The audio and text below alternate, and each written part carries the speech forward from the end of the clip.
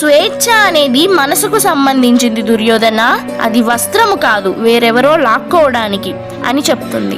దానికి దుర్యోధనుడు స్వేచ్ఛను తీసుకోవడం ఎలాగూ సాధ్యం కాదు కదా, కానీ వస్త్రాలను వలిచివేయొచ్చు కదా.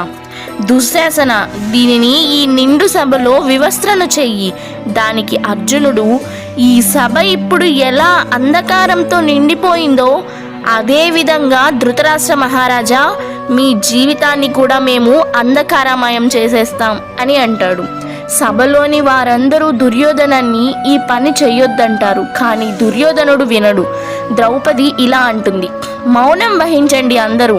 ధర్మం పేరిట జరుగుతున్న ఈ అధర్మాన్ని మీరు ఎవ్వరూ అడ్డుకోలేరు. ఇక నాకు రక్షణ మీరెవ్వరూ ఇవ్వలేరు.